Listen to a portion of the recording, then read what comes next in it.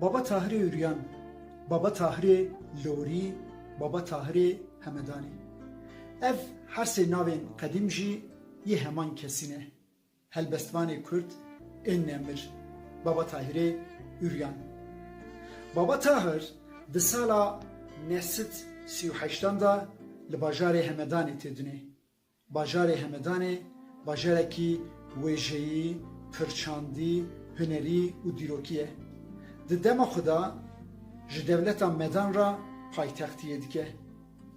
Baba Tahir sed 10 salan ji berî Ömer Hayyam hatiye dinê.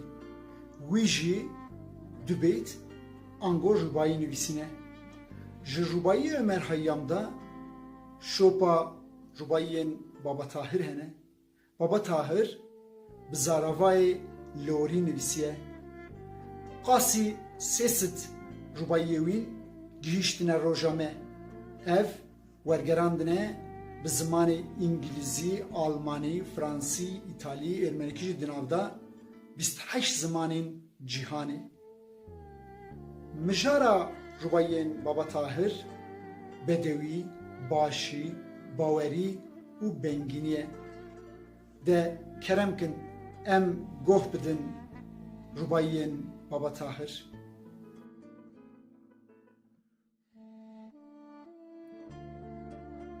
بدنا من دردکێش خودیو دلێ من حەسرەتکێش خودیو ji şewqa war û derdê xerîbiyê agir di sîngê me de ye xudêyo her ew ku aşiqe ji can natirse aşiq ji zencîr û zindan natirse dilê aşiq wek gurê birçiye ku ew jî heyheya şivan natirse dilê min dûr e nizanim rewşa wê dixwazim ku yek bîne peyama wê xwedêyo mühlet bide mirina min ku ez bi çavan bibînim çavên wê ku dil dilber be nexwe dilber kiye eger dilber dil be navê dil çi ye ez dil û dilber tevli hev dibînim nizanim ku dil kî û dilber kî ye li çolê dinêrim te dibînim li behrê dinêrim te dibînim çiya der deşt li ku binêrim nîşanekê ji bal û bejna te dibînim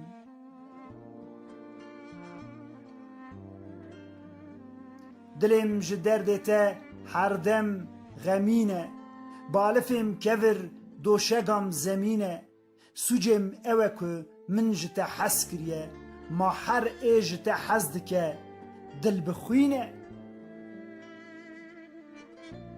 eger tu werî bi canê te kêfxweş dibim eger tu neyê bi hîcrana te dil atêş dibim were çi derdê te heye berde dilê min yan dimirim yan dişewitim yan baş dibim